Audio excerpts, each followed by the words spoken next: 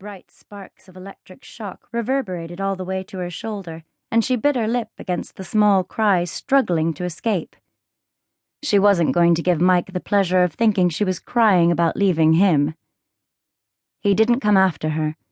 He didn't even follow her to the door to watch her go. Leah couldn't decide if that made her feel better or worse.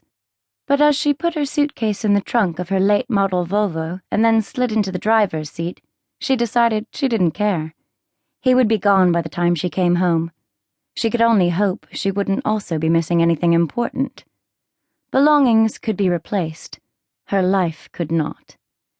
She backed out of the driveway and looked carefully left and right before pulling out into traffic, and then she drove away without looking back. She went to the office first, where she put out a few fires and handled a few disasters, all without breaking a sweat. It gave her something to do, that was all, and Leah appreciated the distraction of 100 daily tasks to keep her from dwelling too long on what had happened at home. By midday, she had no excuse for hanging around.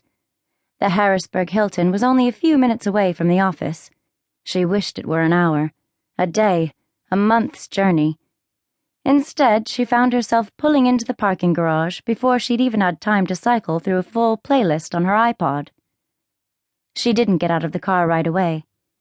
She sat with her hands folded in her lap and her eyes closed, listening, to silence, thinking, for the first time in a long, long time, of nothing.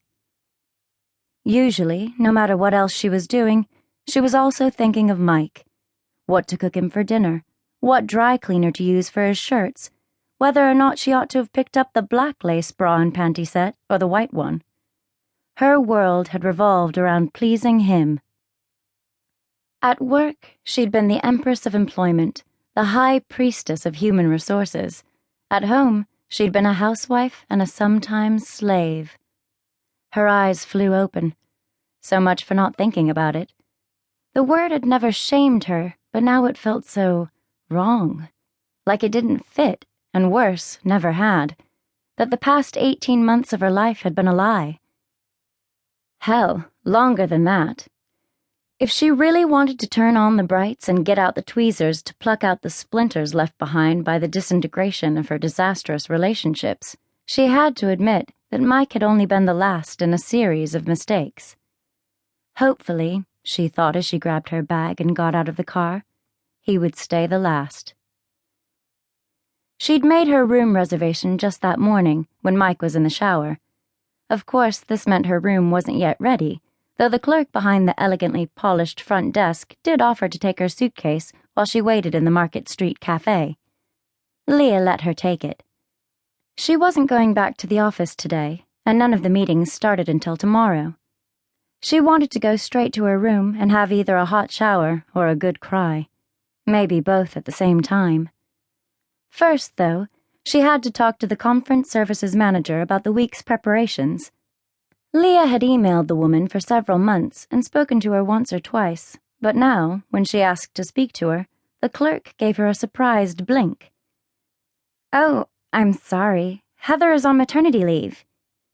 Leah took a long, slow breath before she answered. "I just spoke with her last week. She didn't mention anything about leaving. In fact, I specifically asked her if I'd be working with her on this project."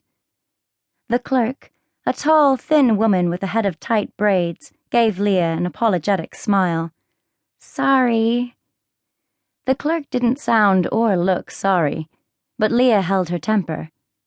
Did she leave a replacement?